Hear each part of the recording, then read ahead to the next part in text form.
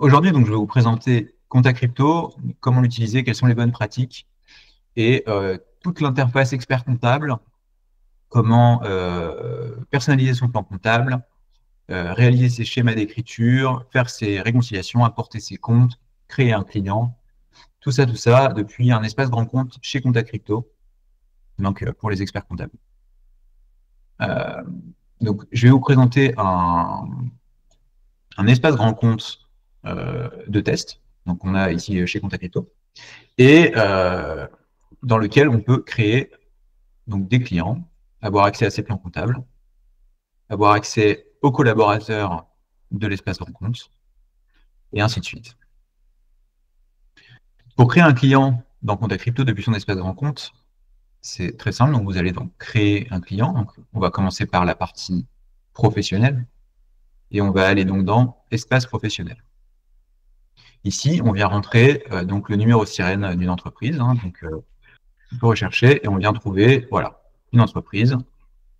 Ça va se remplir automatiquement. On va pouvoir définir la date de la création de la société, par exemple, je ne sais rien, mai 2022, la date de clôture du premier exercice, qui était le 31 décembre 2023 sur un exercice long, et date de début de l'exercice fiscal, date de fin de l'exercice fiscal, donc pour l'année en cours. On vient créer donc la société, et donc on se retrouve ici, on va pouvoir venir importer les comptes de la société. Typiquement, pour faire simple, on va avoir un compte Binance et quelques cold wallets sur Ethereum, par exemple, pour faire le test. On va pouvoir aller ici sur Binance, par exemple, venir faire l'export de ces transactions. Cliquez ici, les relevés de transactions par année, sélectionner une année, sélectionner tous les sous-comptes, etc., etc. Générer un rapport, donc que j'ai déjà fait. Et ensuite, une fois que le rapport est généré, on va pouvoir le télécharger et l'intégrer dans Compta Crypto. Il y a deux possibilités pour Binance. On peut, d'ailleurs, pour la plupart des comptes, on peut faire une importation par API qui va être automatique. On va venir récupérer les données tous les jours. Et par CSV. Pour Binance, on vous conseille le CSV parce que certaines transactions ne peuvent pas être importées via l'API. Malgré tout, pour le suivi des données, c'est plus intéressant par API. Donc, peut-être quelque chose d'hybride peut être intéressant. Pour l'import CSV, on vient donc le nommer, Binance CSV, et puis téléverser les documents. On vient créer notre compte. Et puis, donc, comme je disais tout à l'heure, j'ai 3 cold wallets sur Ethereum. Donc, c'est des vrais cold wallets sur Ethereum. Donc, on peut ici facilement ajouter un compte, des autres comptes. Et puis, on vient chercher ici Ethereum.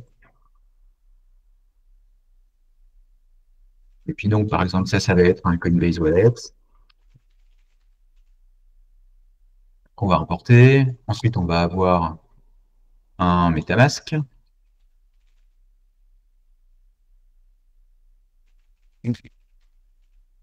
Donc,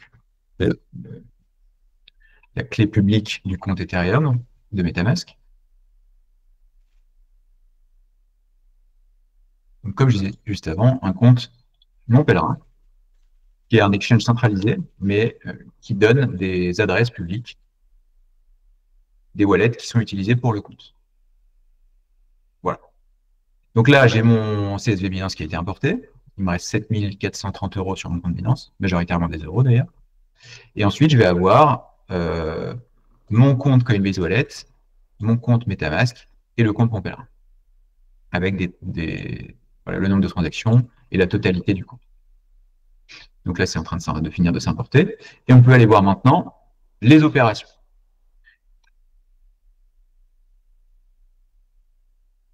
Donc là, on va voir toutes les opérations qui ont eu lieu. Et certaines sont catégorisées automatiquement et certaines sont à catégoriser. Donc on va voir un petit peu comment s'y prendre pour bien catégoriser les opérations, soit en tant qu'entreprise, soit en tant qu'expert comptable. Aussi, on a un suivi avec un tableau de bord, un suivi du relevé de compte de l'entreprise. Donc, on peut cliquer à n'importe quel endroit du dashboard et dire, OK, à cette date-là, le 12 mars, c'est là où on avait le plus haut l'ATH, comme on appelle ça, sur le compte, et puis on peut vraiment suivre quelque chose de très précis, jour par jour, pour avoir la valeur exacte du portefeuille à telle date. Ensuite, donc, comme je disais tout à l'heure, on va venir catégoriser nos opérations. Donc, les mettre sur les bons comptes comptables. Ici, tant que la catégorisation n'a pas été faite, on ne va pas avoir de détails comptables précis. Donc là, on va venir débiter le compte euro du client et créditer un compte d'attente parce que l'opération n'a pas été encore catégorisée. Nous, ce qu'on veut, c'est que lorsqu'on importe des euros sur un compte Binance, ce soit un virement interne. Donc, on peut cliquer ici sur catégoriser et voir que comment donc catégoriser ça. Ici, on a la liste des catégories possibles sur le plan comptable du client et on peut venir cliquer sur virement interne, ce qui va catégoriser cette opération en virement interne. Et maintenant, quand on va cliquer dessus, on va voir que c'est un mouvement intrabancaire et c'est donc le compte 580 qui va être crédité et plus le compte 471, ce qui peut être important. Ensuite, donc, on a différentes opérations, il va falloir catégoriser. La première étape, en général, quand on catégorise les opérations d'un client ou quand on veut catégoriser ces opérations, c'est de détecter tout ce qui va être justement virement interne. C'est-à-dire tout ce qui est entrée et sortie d'un compte vers un autre compte dont on est le propriétaire en tant qu'entreprise. Donc là, on va pouvoir voir que de Binance, on a bien 0.1988 Ethereum qui sortent. Et sur le Coinbase Wallet, on a bien 0.1988 Ethereum qui sortent. Donc ça, c'est très intéressant. Et donc, on se doute que ces deux opérations-là peuvent être catégorisées en tant que virement interne. On va voir s'il y a d'autres occurrences de ce genre d'opération. Donc, on le voit ici, deux opérations similaires, ici, ici. On va continuer, ici, ici et ici. Voilà. On a des petits raccourcis clavier. On peut faire Shift-C et ça devient catégorisé automatiquement avec la dernière catégorie qu'on avait mise en place. Il nous reste 12 transferts à catégoriser. On peut cliquer ici pour voir quels sont ces transferts. On peut voir que rapidement, on peut cliquer sur les opérations sans taux de change. On peut voir que, alors, le Paylake, c'est du vrai Paylake, c'est quelque chose que j'ai vraiment acheté. Par contre, ces deux transactions-là, Imaginary Mystery Box et PSTETH.net, ce sont des transactions inutiles, ce sont des scams. On peut venir les catégoriser comme scam. Ensuite, donc maintenant, on va pouvoir essayer de comprendre quelles sont les autres opérations. Et là, c'est très simple. On a 0,9 Ethereum qui sortent et 1758 USDT qui rentrent sur un mouvement en euros, enfin une valeur en euros qui est quasiment similaire. Et c'est sur mon pèlerin. Donc, on envoie bien sur un smart contract de mon pèlerin les ETH et on reçoit plusieurs heures après les USDT sur le compte. C'est donc un swap. Et donc, on peut les fusionner en swap. Donc, on peut cliquer sur fusionner en swap ici et ça vient les fusionner en swap. C'est exactement la même chose pour le week-end où on a 1700 USDT qui sont envoyés et 1 775 000 week-ends qui sont reçus. Et donc, on peut les fusionner en swap de la même manière. Finalement, on a encore 0,75 Ethereum et 1672 USDC. Il faut fusionner en swap. Et là, c'est différent. Donc, c'est bien 2 Ethereum qui ont été envoyés, puis un Paylake qui a été reçu, puis 66 249 Paylake qui ont été reçus. Ça, c'est une ICO. Et donc, ces trois opérations-là peuvent être catégorisées en tant que ICO. Il me reste une dernière opération qui est les Paylake que j'ai stakés derrière pour pouvoir les vester. Et donc, ce qu'on peut les appeler, on peut les catégoriser en dépôt-retrait sur pool de liquidité. Alors, c'est des comptes que je connais bien et c'est assez simple, c'est mes propres comptes. Et on peut voir que ça y est, j'ai fait la catégorisation de l'intégralité des opérations. Quelque chose d'important, surtout quand on fait une ICO, c'est de dire que certaines opérations, comme celle-ci, n'ont pas de valeur en euros. Parce que le P-Lake, ce n'est pas quelque chose qui est listé. Donc, en fait, je n'ai pas réellement de valeur en euros à associer à ce P-Lake. Malgré tout, j'ai moi bien dépensé 2 Ethereum pour une valeur en euros de 6 421,66 euros pour acheter ces P-Lake. Et donc, ces opérations ont une réelle valeur comptable. Donc, moi, je vais pouvoir leur assigner une valeur comptable en disant ça, en fait, c'est 0,0960 euros pour un P-Lake. Et ici, on a le solde qui reste, c'est-à-dire 6 421,56 euros de reçu. Et puis, bien sûr, quand on les envoie, c'est bien cette valeur-là qu'on envoie, c'est-à-dire moins 6 421,66 euros qui partent. Donc là, on voit que les CUMP ne sont pas ajustés. Et donc, je vais pouvoir recalculer les soldes. Et on va pouvoir observer donc la valorisation de chaque opération. Et donc, ce qui est intéressant, c'est que sur la liste, sur chaque opération, vous allez avoir la quantité en euros, enfin la quantité de la crypto qui a impacté la transaction, sa contre-valeur en euros au moment de la transaction, et le CUMP de la crypto en question. Par exemple, ici, j'ai acheté 6 Ethereum pour 9 000 euros. Et bien, le CUMP de l'Ethereum est bien à 1 500 euros. Si on avance un peu, ici, il y a eu des commissions, il y a eu des envois, il y a eu des achats d'Ethereum. Au moment où j'ai acheté ces 0,75 Ethereum contre 1672 USDC, le CUMP de l'Ethereum a monté parce que le taux de change de l'Ethereum était plus haut. Et donc, on peut avoir un suivi comme ça au fur et à mesure. On peut voir que les virements internes n'ont pas d'impact sur le CUMP. Et ça, on va voir plus tard dans la configuration du plan comptable comment on peut faire ça. Et ici, lorsque moi, je cède mes 2 Ethereum, je vais réaliser potentiellement une plus-value. Parce que moi, je les ai achetés à 1631 euros en moyenne, ces Ethereum. Et en fait, quand je les revends, donc quand ils sortent de mon compte, je réalise une plus-value de 3158,65 euros sur cette opération-là.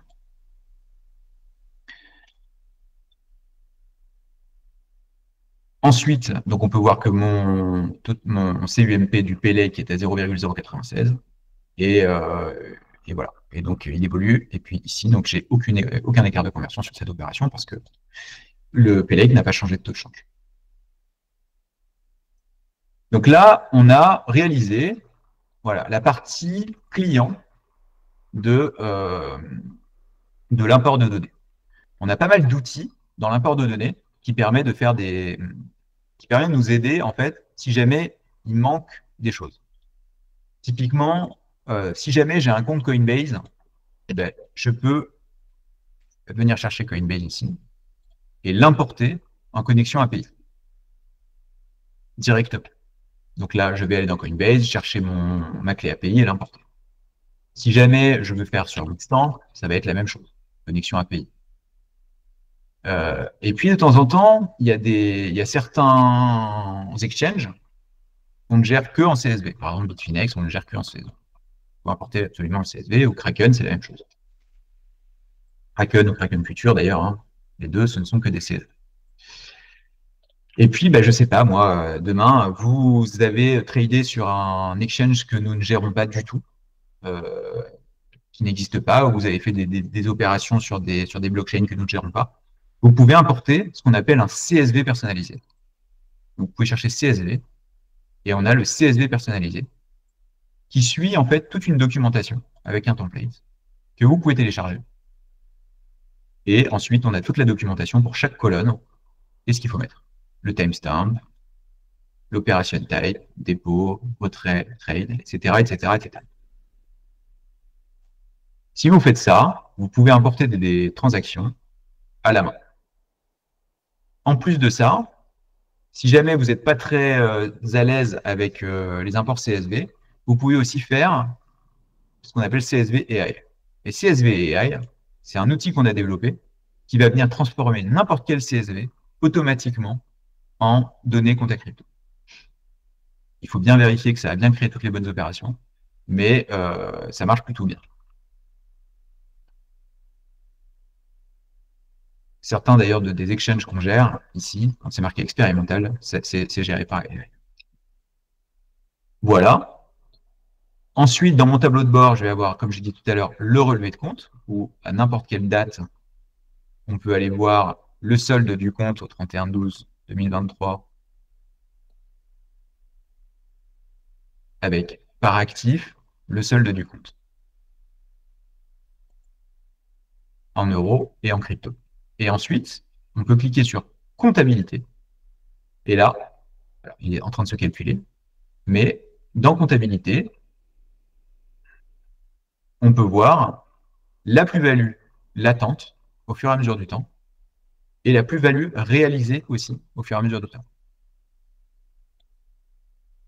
On peut sélectionner un actif et voir l'évolution de cet actif au fur et à mesure du temps et son CUMP.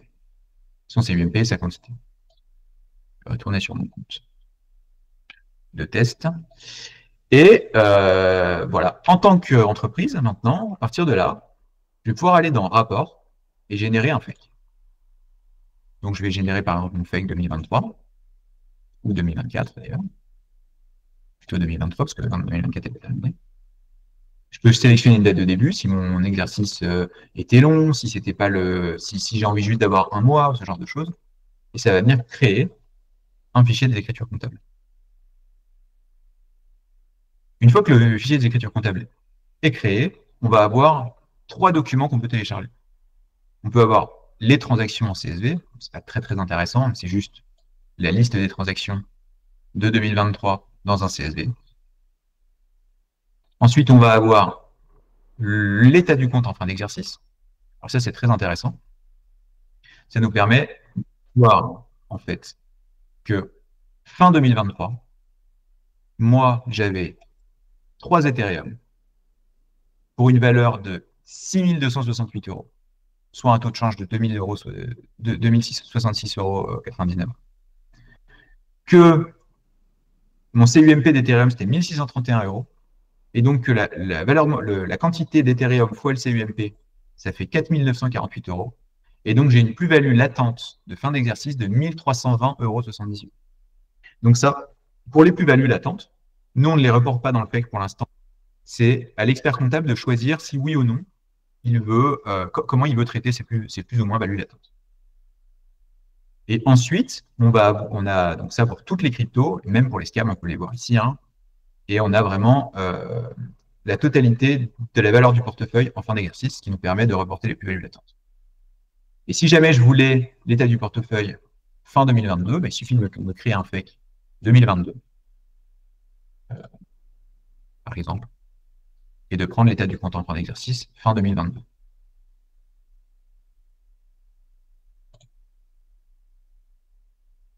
Et là, je peux voir que il n'y avait absolument rien fin 2022 sur le compte. Et si je fais 2024,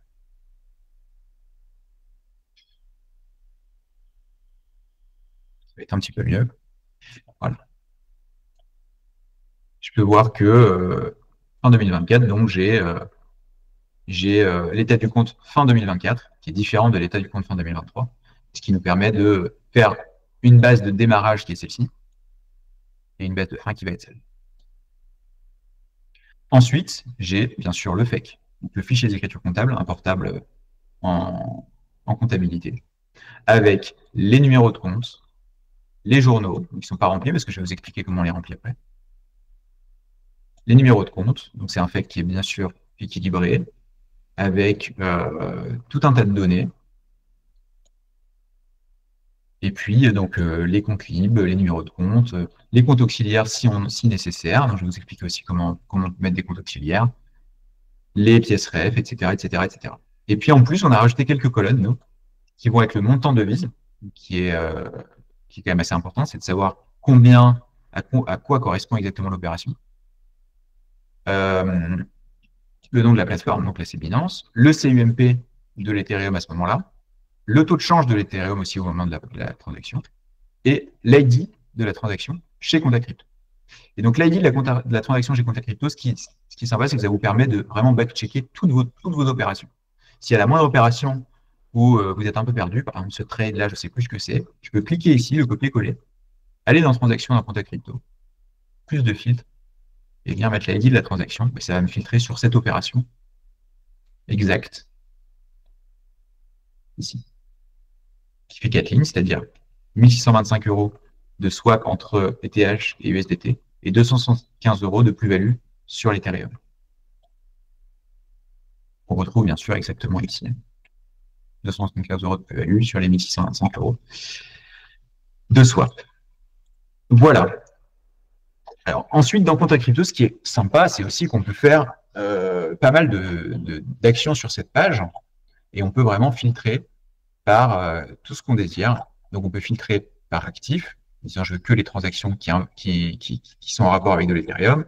Je mets aussi du week-end, par exemple. Donc, je vais avoir que celles qui sont Ethereum et week-end, etc., etc., etc. Je peux sélectionner que le compte Binance, que la catégorie virement interne, et je peux aussi sommer toutes ces opérations en un clic, en disant ça fait 3 ETH 947 qui sont sortis du compte Binance sur la totalité de l'exercice. Et ensuite, je peux prendre une période. Je peux dire, je veux que 2023. Et je veux que Ethereum. Et en fait, on peut combiner tous ces filtres pour nous aider à bien catégoriser les opérations et à bien back-checker qu'il n'y a pas d'erreur, qu'il ne manque pas des transactions, etc., etc.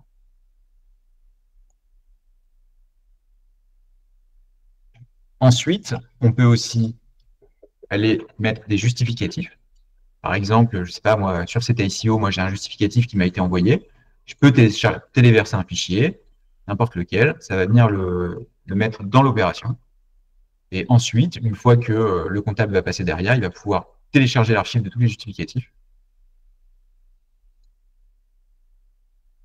Et il y aura toutes les pièces justificatives dans un site. Malgré tout, si jamais dans l'import, vous avez importé votre compte Binance, votre compte Ethereum, etc., et que je ne sais pas, sur Ethereum, ça nous arrive par exemple sur Gnosis, il y a certaines opérations qu'on n'arrive pas à récupérer automatiquement. Vous pouvez alors ajouter vous-même à la main une opération.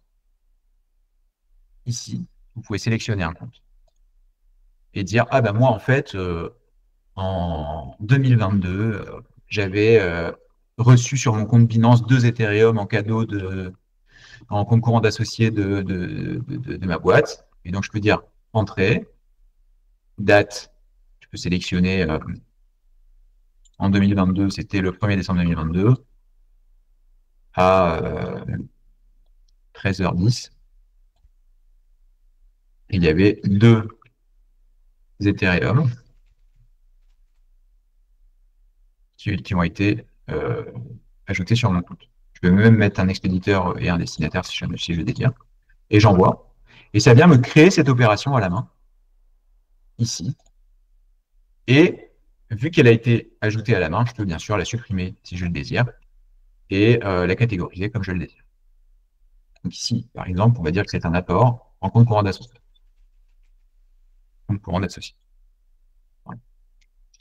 Donc ça, c'est des choses qui sont possibles, c'est intéressant, et ça va venir modifier mon CUMP de l'Ethereum, qui valait que 1200 € à cette époque-là, et qui va venir impacter tout le reste des transactions futures.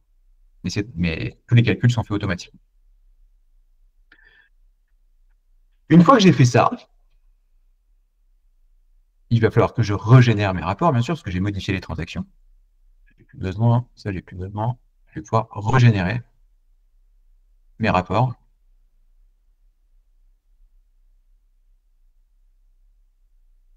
Voilà. Je pense que ça se fait automatiquement, en fait, c'est assez rapide. Et puis maintenant, je vais avoir, en 2022, voilà, tout mon CUMP aura été modifié, donc j'aurai des transactions qui seront différentes. Voilà, maintenant, pour ces opérations, le compte courant d'associé, on voit qu'il vient créditer mon compte de compte courant d'associé, mais voilà, j'ai plusieurs modifications que j'aimerais bien appliquer. Par exemple, ici, je vois que mon compte d'Ethereum, c'est le 522 001 0377. j'ai pas tellement besoin d'avoir un compte 522 par source, par exemple, ce genre de choses. Et donc, j'aimerais bien un petit peu pouvoir configurer ce plan comptable. Et c'est très important parce que c'est vraiment une pièce motrice chez Contact Crypto, c'est de pouvoir configurer son plan comptable. Donc, je vais aller dans Gérer les organisations. Et ici, je vois que mon entreprise Pôle Immobilier, elle est sur le plan comptable par défaut. Et donc, je vais aller sur Plan comptable. Et je pourrais modifier mon plan comptable par défaut. Je n'ai pas forcément envie de le modifier. Donc, ce que je vais faire, c'est que je vais venir dupliquer le plan comptable par défaut.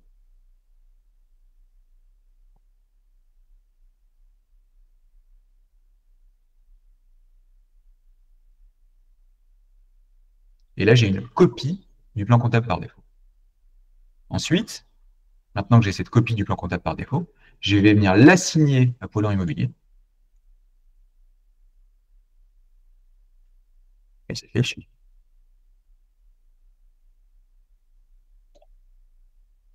Donc, plan comptable par défaut de copie. Alors, bien sûr, après, on peut garder qu'un seul plan comptable pour toutes nos entreprises. Mais tout est possible. Après, c'est aussi intéressant de pouvoir adapter le plan comptable à une entreprise en particulier. Je vais vous expliquer pourquoi. Ici, je vais modifier, je vais l'appeler plan comptable, genre Poilon Immobilier. Plan comptable pour PI. Et ensuite, on va mettre à jour le plan comptable. Et maintenant, je vais vous expliquer un petit peu toutes les possibilités dans la configuration du plan comptable. Donc là, c'est très technique, on parle vraiment pour les experts comptables, mais c'est quand même important pour tout le monde de bien comprendre les tenants et aboutissants de l'application. Pour chaque compte comptable, donc là, nous, on vous propose en fait un plan comptable avec Contact Crypto, c'est-à-dire on vous impose absolument rien, on vous propose quelque chose qui a été une façon de comptabiliser, d'ailleurs qu'on a fait valider par CMS Francis Lefebvre sur le plan comptable, et voilà, on s'assure que quelque chose déjà, une base, est assez solide. Maintenant, vous avez donc tous vos comptes comptables, donc numéro de compte, et puis le libellé du compte. Typiquement, le compte de TVA, 445 717, le compte client, c'est 411, etc., etc. 580 pour les mouvements intrabancaires. Et ensuite, on a des interpolations qui sont possibles. Alors, ces interpolations, elles sont de trois types. Il y a l'interpolation banque, qui va correspondre uniquement à ce qui est écrit ici. Mais retenez bien, un compte de banque crypto, c'est 522 en général, et un compte de banque fiat pour autre organisme financier, c'est 517. On peut aussi avoir 512, ça dépend ça dépend de la vision de l'expert comptable sur ces fiat dans les organismes financiers crypto. Mais en général, d'un point de vue d'expert comptable avec qui on travaille, en général, ils mettent 517. Donc en fait, ce que vous voyez ici, le 5 banque source asset, ce banque-là va être remplacé soit par 22, soit par 17, en fonction de si c'est une crypto ou si c'est une monnaie fiduciaire. Ensuite, on va avoir ici source. Source, c'est ce qui va correspondre à la source. Donc la source, on peut le voir ici. Dans Pôle Immobilier, on a un numéro de source qui est ici. Donc pour Binance CSV, ça va être 001. Pour Coinbase Wallet, on va avoir 002. Pour MetaMask, 003. Et mon pèlerin, 004. Moi, en tant qu'expert comptable, sur ce client-là et sur ce plan comptable-là, je n'ai pas besoin d'avoir autant de chiffres sur mon 522. Et donc, par exemple, je vais dire que pour Binance, oui, c'est bien que j'ai 1. Et pour les autres, vu que c'est tout le temps sur la blockchain Ethereum, je vais mettre 2. Je vais mettre 2 pour tout le monde. Ça, c'est des choses qui sont possibles. Et ensuite, on travaille beaucoup avec Ethereum, mais asset ici, ça va être le code de l'actif. Donc, on peut aller dans l'onglet actif ici et rechercher l'actif qui nous intéresse. Par exemple, Ethereum, c'est celui-ci, et son code, c'est 0,377.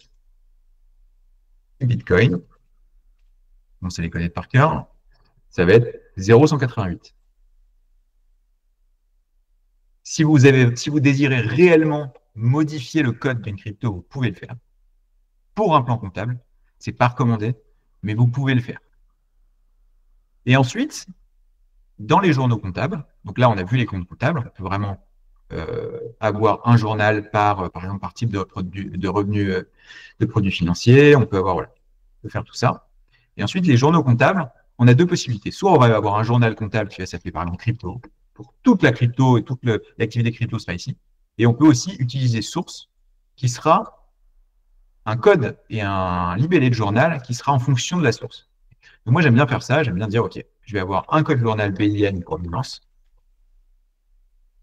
et un code journal, par exemple ETH pour Ethereum. Et vu que les autres, c'est les mêmes, on va faire la même chose.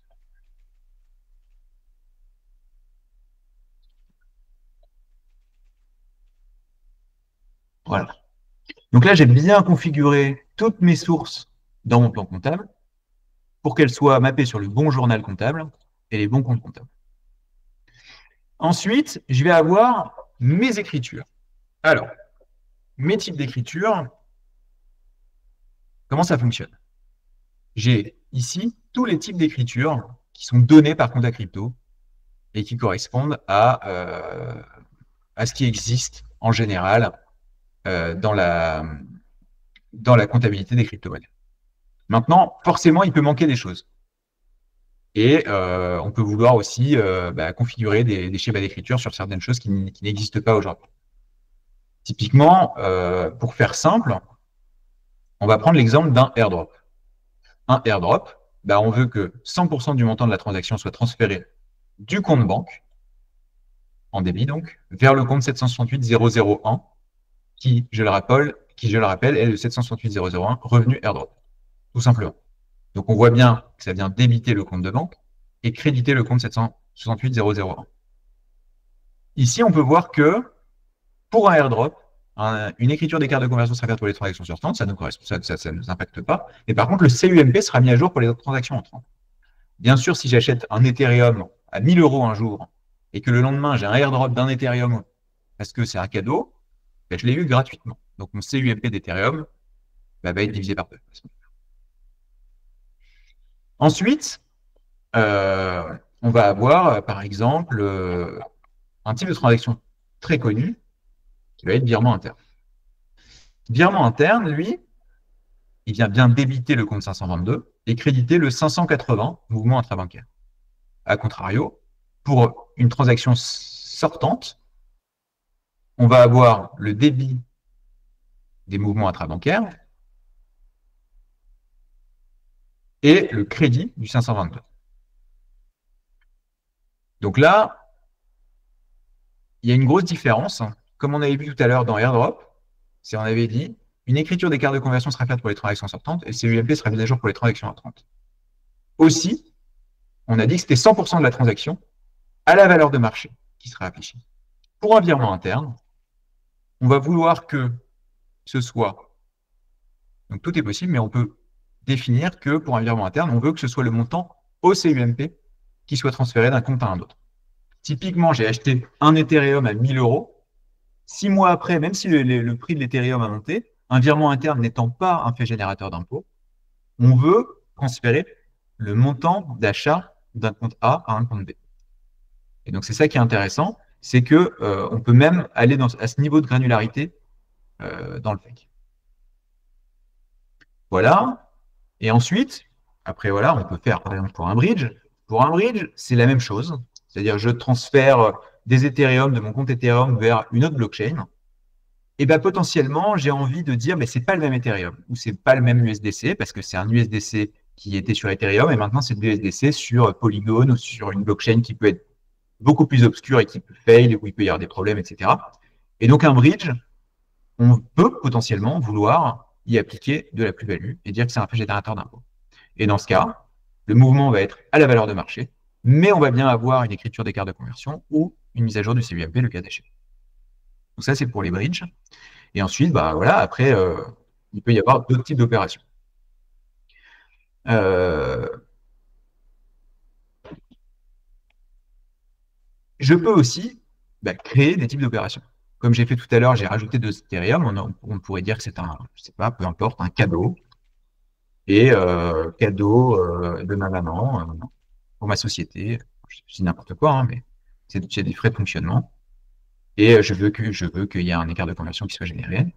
Et ce cadeau, je peux lui appliquer, donc, bien sûr, bah, pour un flux financier entrant, un cadeau, débiter le 522 et créditer, peu importe, hein, apport en nature, n'importe quoi, dans le journal, et à la valeur de marché pour l'intégralité de la transaction ou pour une partie de la transaction. Ou je peux même demander s'il y a de la TVA et que cette écriture correspond au montant hors taxe ou au montant de la TVA. On fera un exemple avec la TVA juste après. Et puis, bah, une fois que j'ai créé cette opération, ça va fonctionner. Je peux venir l'appliquer à ma transaction directement.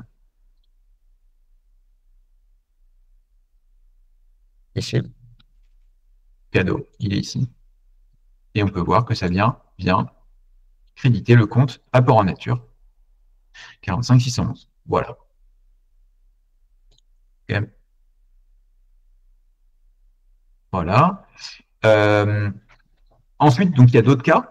Il y a par exemple les opérations qui sont non catégorisées, pour lesquelles on va vouloir venir débiter le compte 522 et créditer le compte d'attente, débiter le compte d'attente et créditer le compte 522 en fonction de si c'est une entrée ou une sortie. Donc ça, c'est pour les transactions qui ne sont pas encore catégorisées par le client ou par l'expert comptable.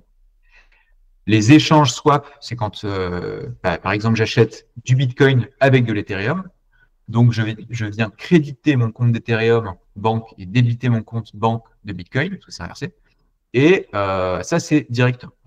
Et ensuite, depuis tout à l'heure, je vous parle de CUMP et d'écart de conversion.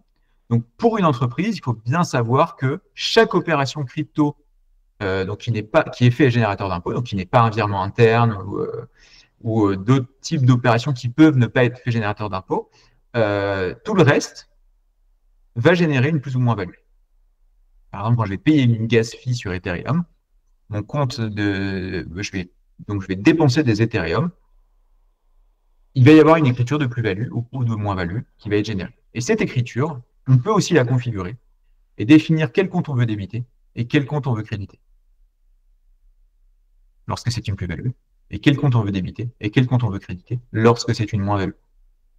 Donc nous, on a mis 761.004 pour les produits nets sur session de jetons et 661.004 pour les charges nettes sur session de jetons. Voilà, c'est un exemple. On peut vraiment définir ce qu'on désire. Autre point assez important, imaginons que je fasse par exemple moi de la vente de NFT en masse, quelque chose, et que j'ai envie d'avoir une partie de ma transaction qui soit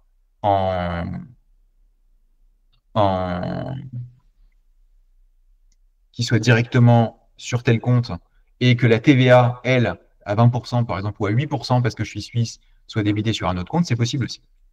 Par exemple, je vais aller sur NFT, voilà, par exemple celui-ci, NFT acheté, NFT vendu. Eh bien, j'ai bien envie, moi, de débiter mon compte client parce que j'ai vendu en prestation un NFT pour le montant hors taxe avec une base de TVA à 20%. Et j'ai envie, moi, de débiter mon compte 522 et de créditer mon compte 445 717 pour le montant de la TVA à 20%. Donc ici, en fait, on peut définir que, voilà, le taux de TVA, on peut le définir aussi. On peut dire qu'il y a de la TVA et que c'est le montant de la TVA qu'on vient débiter ou créditer sur le compte. On peut faire autant d'écriture par transaction qu'on désire. Voilà. Je vais retourner ici sur mon compte. Et donc, moi, j'ai fait un grand tour de l'application. Après, il y a d'autres possibilités rapidement que je vais remonter. On peut aussi mettre des notes sur les opérations. Donc, par exemple, ici dire que les 10 000 euros que j'ai reçus, c'est virement depuis le Crédit Agricole du Nord-Est. Et je peux dire aussi, ah bah tiens, moi j'aimerais bien que le comptable revoie les plus-values que j'ai réalisées sur mes swaps. Donc je vais aller faire session lors d'un échange, mais seulement sur à chaque fois que j'ai vendu des Ethereum contre quelque chose, j'aimerais bien que que mon comptable puisse revoir ça, bah, je peux mettre une note sur ces opérations-là en disant euh, code CC. Et puis, en fait, ça me permet derrière de pouvoir donner à mon comptable qui arrive sur mes transactions, dans Notes, venir mettre code CC et ça me ressort les transactions qui ont ce code-là. Si je mets par exemple crédit agricole, hop, ça me ressort crédit parce que bah, c'est le seul qui a une note qui est en crédit agricole. Et puis bah, après, expéditeur à destinataire, comme je disais tout à l'heure pour les comptes auxiliaires, je peux définir en fait que certaines transactions vont dans tel compte auxiliaire. Par exemple, les 2 Ethereum que je dépense ici, eh bien, je peux dire qu'en fait, cette adresse-là, c'est l'adresse de Lake et que cette adresse-là aussi, c'est Lake. Et donc, en fait, toutes les opérations de Lake, je peux aller ensuite dans mes paramètres, compte de tiers, et les 2 adresses Lake, je peux leur mettre un numéro de compte auxiliaire, par exemple, je sais pas moi, 17, les 3, hop.